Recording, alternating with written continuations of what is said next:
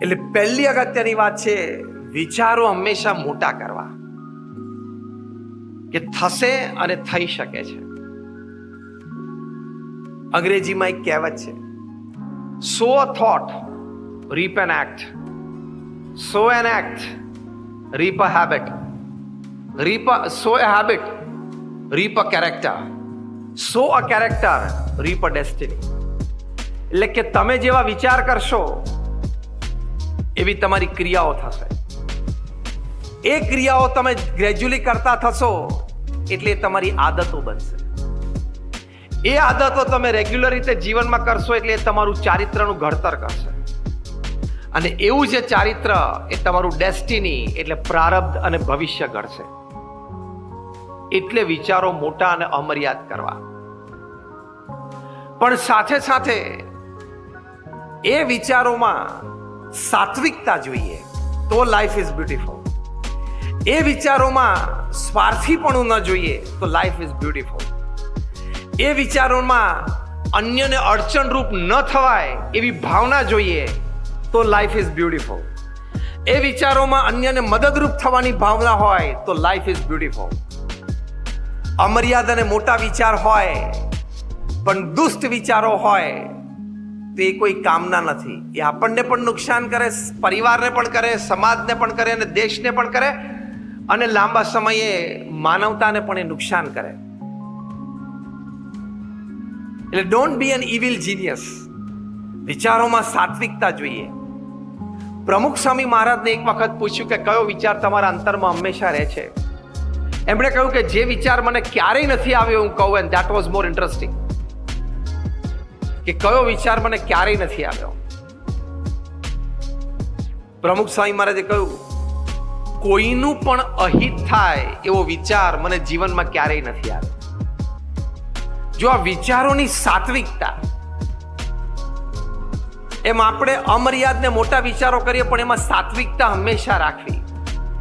કારણ કે આમે કોઈના પ્રત્યે તમે કુભાવ રાખો, કોઈના પ્રત્યે તમે ઈર્ષાભાવ રાખો, તમારા સ્પર્ધક પ્રત્યે એ પાછો પડે તો મારો ધંધો વધે એવો ભાવ રાખો, એ તમારા વિચારવાથી, તમારા કહેવાથી થવાનું નથી.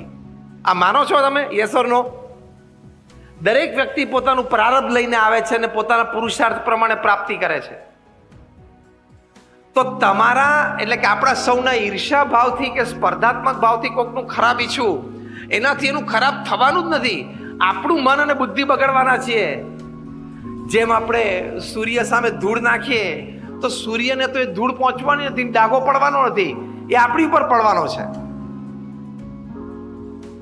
સ્પર્ધાત્મક જીવનમાં હંમેશા રહેવું તો પ્રગતિ થાય, પણ સ્પર્ધામાં હું આગળ નીકળું એ વિચાર રાખવામાં પણ વાંધો નથી, પણ સ્પર્ધામાં મારો સ્પર્ધક પાછો પડે, એને નુકસાન થાય એ રીતે હું આગળ વધું, એ હીનતા કહેવાય. એ મનુષ્યના વિચાર ન કહેવાય, એ પશુ વિચાર કહેવાય. આ વાત મૂળભૂત છે. વિચારોની સાત્વિકતા અત્યંત આવશ્યક છે. તો એ બીજી અગત્યની વાત છે વિચારો સંબંધી. પછી જ્યારે વિચારોમાં એક ધ્યેય બંધાણો હોય કે આપણે આ કરવું છે, તો એની માટે પ્રમુખ સ્વામી મહારાજ એક સરસ વિચાર આપતા, જે એ એમના ગુરુ શાસ્ત્રીજી મહારાજ જે BAPS સંસ્થા જેમણે સ્થાપી એમની પાસેથી શીખેલા. બહુ સરસ વિચાર છે, સાંભળજો. પ્રમુખ સ્વામી મહારાજ કહેતા કે કોઈ પણ કાર્ય શરૂ કરતા પહેલા 100 વાર વિચાર કરવો, એના પ્રોઝ અને કોન્સ વિચારવા, લાભ અને ગેરલાભ વિચારવા. પણ એકવાર 100 વાર વિચાર કર્યા પછી નક્કી કરીએ કે આપણે આ કામ કરવું છે, તો એક કામ આદરવું અને પછી 100 વિઘ્ન આવે ને તો પણ ઊભા નહીં રહેવાનું. આને કહેવાય વિચારોની દ્રઢતા. પ્રબળ વિચારધારા રાખવી. Think 100 times before you start, but once you start, don't stop, even if you have 100 obstacles. દરેક મહાપુરુષોએ આ રીતે જ કામ કર્યું છે. ગાંધીજીને કેટલા વિઘ્નો આવ્યા, પણ દેશની આઝાદીનો વિચાર હતો, બધા વિઘ્નોને એમણે પાર કર્યા. અબ્રાહમ લિંકનને કેટલા વિઘ્નો આવ્યા, 16 વખત ઇલેક્શન હાર્યા, છતાં નક્કી કર્યું હતું તો એક સમયે જીત્યા અને અમેરિકાના પ્રમુખ બન્યા. સાઉથ આફ્રિકામાં અપાર્થાઇડ મૂવમેન્ટમાં નેલ્સન મંડેલાને કેટલા બધા વિઘ્નો આવ્યા. 27 વર્ષની જેલ કલ્પનાતીત છે.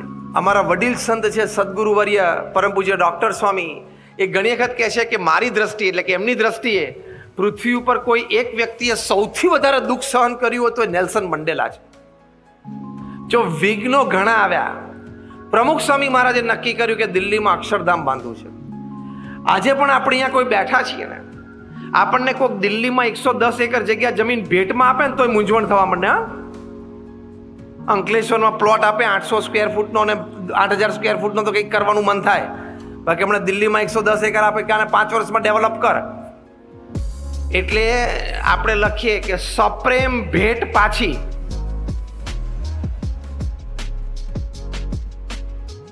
દિલ્હી જેવા શહેરમાં, એ પણ યમુના નદીના કિનારે, એ પણ 110 એકર જગ્યા, એ પણ આજથી 23 વર્ષ પહેલા 2000ની સાલમાં પ્રાપ્ત થઈ અને 5 વર્ષમાં એ ડેવલપ કરવી, every square inch of land develop કરવી, એ પણ આરસીસીની પણ પથ્થર, અને પથ્થરમાં પણ એક કલાકૃતિ વાળો, અને એ પણ non residential non commercial project બાંધીને વેચવાનો નહોતો.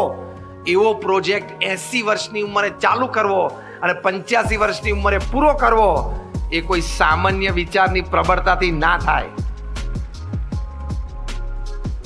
એટલે આ પ્રમુખ સ્વામી મહારાજનું દ્રષ્ટાંત સાંભળીને કાલ સવારે તમારી કેમિકલ ફેક્ટરીમાં નવા કેમિકલનો પ્રયોગ ચાલુ કરો.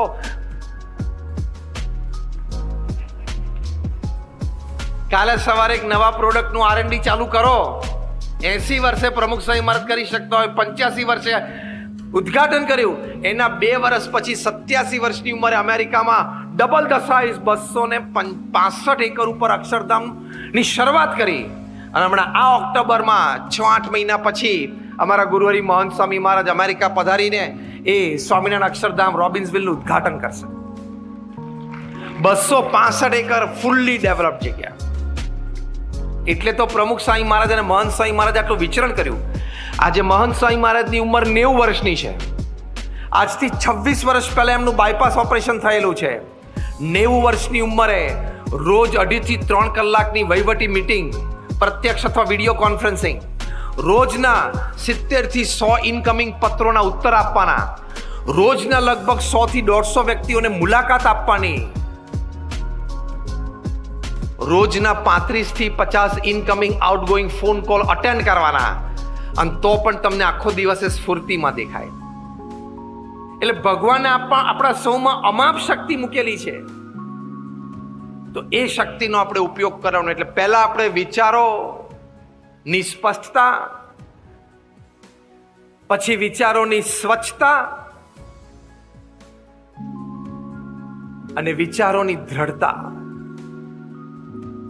કારણ કે man at the end of the day is a bundle of his own thoughts. જેવા વિચારો કરીએ એવા આપણે બનીએ છીએ.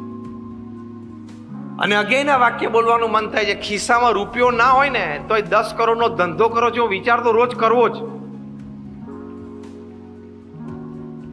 વિચારોની માલિકી તો આપણી છે ને, યસ ઓર નો? અને મોટા વિચાર કરીએ એમાં કોઈ આપણને દોષિત ઠેરાવી નથી શકવાના. ક્યાં એના મગજથી આપણે વિચાર કરીએ છીએ? ક્યાં એનું મગજ ભાડે વાપરીએ છીએ?